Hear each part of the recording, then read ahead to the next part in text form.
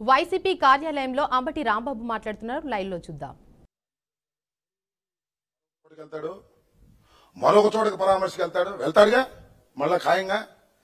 నేను చెప్తున్నా డీజీపీ హరీష్ కుమార్ గుప్తా గారికి, నేను చెప్తున్నా ఐజీ సర్వశ్రేష్ఠ త్రిపాఠి గారికి, నేను చెప్తున్నా చంద్రబాబు నాయుడు గారికి, నేను చెప్తున్నా చిట్టినాయుడు లోకేష్కి, ఏమండి ఈసారి ఏదైనా ఊరు వెళ్ళినప్పుడు ఆ ఊరు చుట్టూరా కందకుందామండి,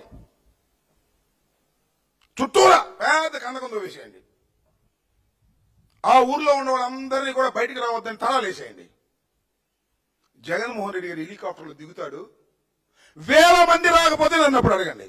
మీరు ఎన్ని చేసినా జగన్మోహన్ రెడ్డి గారు ఎక్కడికి వెళితే అక్కడికి తండోపతండాలుగా జనం వస్తారు.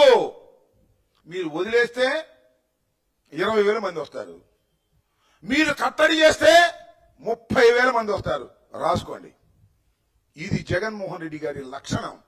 జగన్మోహన్ రెడ్డి గారికి ఉన్నటువంటి ప్రజాదరణ.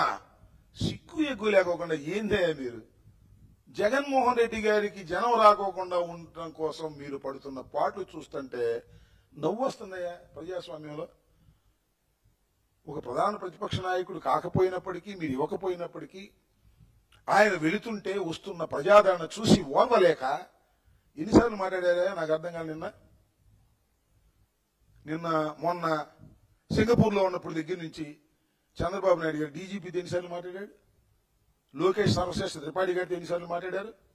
ఈ పని పడలేదు మీకు. ఇక జగన్మోహన్ రెడ్డి గారు మీటింగులు సక్సెస్ కాకుండా ఉండటం కోసం మీ దగ్గర ఉన్నటువంటి పోలీస్ యంత్రాంగాన్ని మొత్తం ఉపయోగిస్తారా? సిగ్గులు అడుగుతావునా? సిగ్గు లేనటువంటి పనులు చేస్తా ఉన్నారు. నాకు ఎన్ని చెబుతుందో కథ గుర్తొస్తుంది, కథ చెప్పాలి. శని మీకు తెలుసు, శనీశ్వరుడు పెట్టాడంటే ఏళ్ళు యాక్సిడెంట్ అంటారు. శనీశ్వరుడు ఎవరైనా పడతాడంట.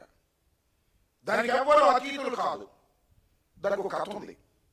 అదేంటంటే శివుడు, మహాశివుడు, మహాశివుడిని కూడా శని పెట్టాడంట. మహాశివుడు కదా, అందుకని శనీశ్వరుడు వెళ్ళి ముందుగా చెప్పాడంట, మహాశివ నీకు రేపు 7 గడియలు నేను పట్టబోతున్నాను అని. నన్ను పట్ట